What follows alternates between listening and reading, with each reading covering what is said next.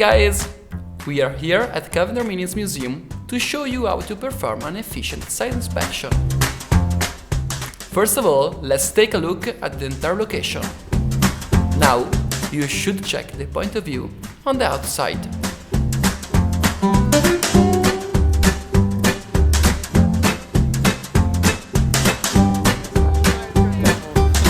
Let's go inside. Some rooms could be less interesting than others. For example, this one is almost empty, and this other one is not usable. After this overview, the main aspects to consider are lights, sound, resources, and external interferences. The light outside depends on the hour, the season, and the weather. Today, for example, it's easier to shoot because it's cloudy, and the contrast between light and shadow is less sharp.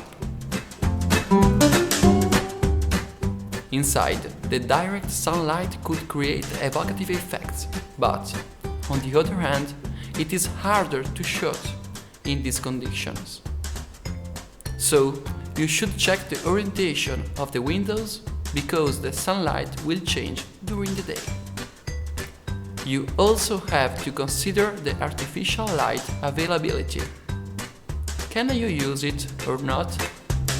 If it's windy, it's almost impossible to record without the proper equipment.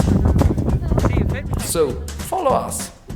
Sound checking each room means to evaluate the quality of the sound and the annoying aspects. You must consider other people and eventual noises. Considering your equipment, you should check that everything you need is on site. For example, if you need any extra artificial light, you have to verify where and how many power sources are there, and the electrical capacity of the building. There are some things you need to check.